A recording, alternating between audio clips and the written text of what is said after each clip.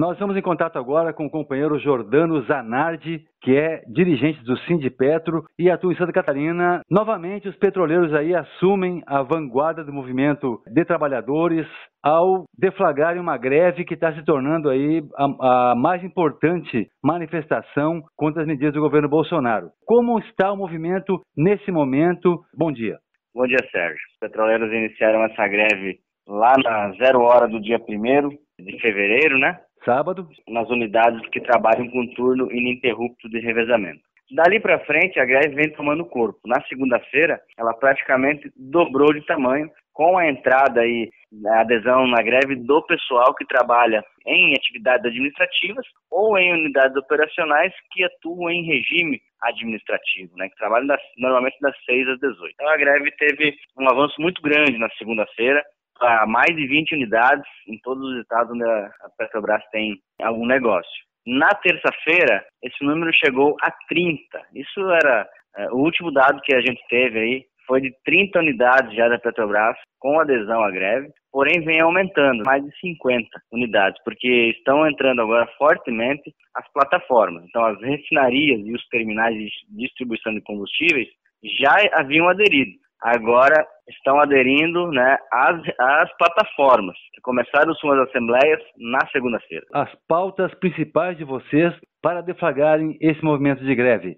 Nós temos lá a primeira e principal pauta, diz respeito à demissão de 1.000 trabalhadores na cidade de Araucária, aqui no Paraná, da fábrica de fertilizantes, localizada lá, de propriedade da Petrobras. Uma das últimas fábricas de fertilizantes aí que sobraram no sistema Petrobras, né? Nós somos um país que depende muito também do agronegócio, importa cerca de 90% do fertilizante utilizado no país. Temos as fábricas através da Petrobras e ela decidiu fechar, hibernar a fábrica aqui em Araucária, demitindo 1.000 funcionários, sendo eles 400 funcionários próprios da Petrobras e 600 terceirizados. Esses são funcionários diretos impactados. Indiretamente, são 4.000 funcionários impactados. Então, dá um total de 5.000 famílias que vão sofrer o impacto desse fechamento. Só existe fábrica de fertilizantes em Araucária, no Paraná, ou tem mais alguma da Petrobras no Brasil? Existem uma fábrica na Bahia, uma em Sergipe, já foram vendidas, e uma aqui em Araucária, que foi posta à venda. Havia um contrato firmado com uma empresa russa, e a empresa russa desistiu da compra e a Petrobras decidiu fechá-la.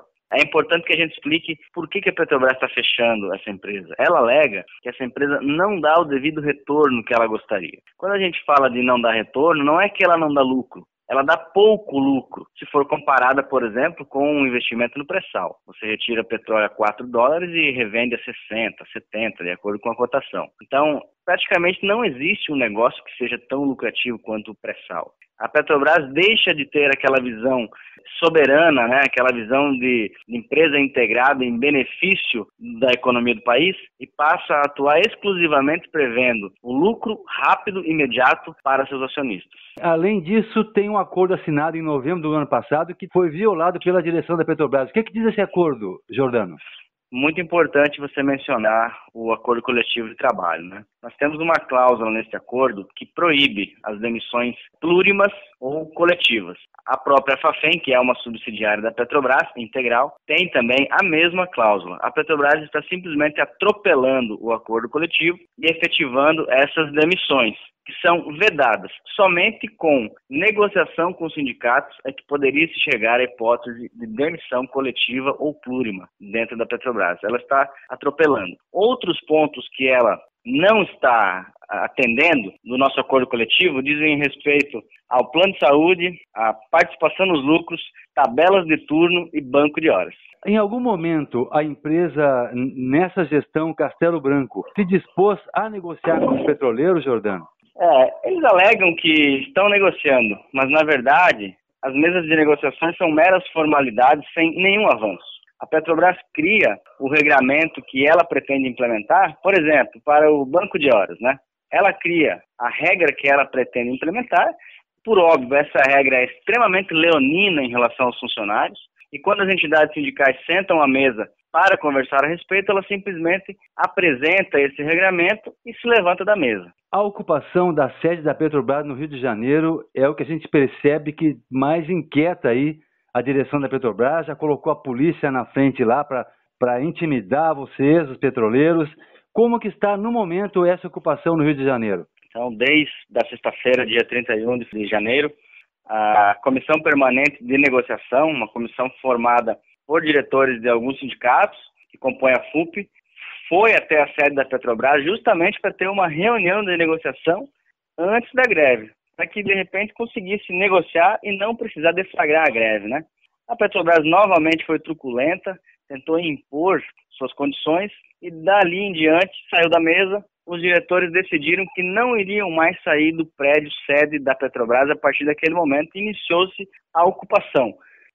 A Petrobras usou de vários artifícios, cortou energia, cortou água, cortou alimentação, né? Deixou eles isolados durante o final de semana todo, moveu ação buscando o interdito proibitório e perdeu. A juíza, inclusive, deu uma lição de moral praticamente na decisão, dizendo que é um direito nosso usar de artifícios para tentar convencer a parte patronal. Depois, a Justiça obrigou a Petrobras a restabelecer a energia, a alimentação e a água para aquelas pessoas. Por fim, movimentos sociais, outros sindicatos mandaram representantes lá para a porta, para frente, né, da sede da Petrobras, onde iniciou seu acampamento e perdura até o momento. Então, os diretores estão ocupando um andar do prédio da sede da Petrobras no Rio de Janeiro, e os movimentos sociais e outros diretores sindicais e os trabalhadores do Rio de Janeiro estão lá embaixo com barracas, montaram um acampamento lá em frente, e a polícia também está lá. A gente tenta controlar, manter a calma, mas o nosso pleito é legítimo e a nossa mobilização é pacífica. Bom, no início do movimento, os petroleiros declararam aí para a sociedade que estava garantida a produção e que, de certa maneira, a sociedade não seria afetada. Até que ponto pode se garantir, se manter essa colocação da FUP? A gente procura atuar da seguinte maneira: a greve é deflagrada, a rendição das equipes de turno é suspensa, ou seja, não entram novos funcionários. Não por imposição dos sindicatos, muito pelo contrário, porque esses funcionários estão aderindo à mobilização. Então, aquele turno, né, aquele grupo de turno que estava dentro da refinaria, dentro da plataforma, ele permanece lá. Muitas vezes, a direção da Petrobras é tão incompetente, né, vamos dizer assim, que assume o risco de manter trabalhadores por 40, 50, 60 horas de jornada de trabalho dentro de uma unidade, que é extremamente perigoso, dado que nós trabalhamos aí com produtos altamente explosivos, né, que poderiam inclusive afetar todo o entorno, toda a comunidade em torno de uma unidade, de um terminal, de uma refinaria. Então, quando esses funcionários estão realmente exaustos, os gerentes acabam cedendo e chegando à negociação com o sindicato. Isso também se dá pela via judicial. Os sindicatos movendo ações, comprovando o cárcere privado dentro das unidades e a justiça determinando que essas pessoas devem sair, né, imediatamente, porque estão comprometendo a segurança. Nesse momento, quem assume a operação das unidades, quem determina qual será o novo grupo de trabalhadores que vai entrar, é o sindicato. Claro que ainda ocorre negociação ali com os gestores da empresa, mas o sindicato acaba assumindo uma parcela dessa responsabilidade, por isso a gente diz que a greve não tem um objetivo inicial de afetar o fornecimento de combustíveis da população, que a gente pretende assumir o controle da operação e garantir uma produção adequada para suprir as necessidades. Bom, nós conversamos com o Jordano Zanardi, que é dirigente do Sindipetro para os estados do Paraná e Santa Catarina. Jordano, a importância do apoio dos movimentos sociais nesse momento da solidariedade da classe trabalhadora para a greve dos petroleiros. É fundamental. Mais do que nunca, contamos com o apoio de toda a sociedade, dos movimentos sociais, dos estudantes, de outros sindicatos, de todas as categorias de trabalhadores, não só de estatais, como também da iniciativa privada, porque o que está acontecendo no nosso país é o desmonte total da indústria.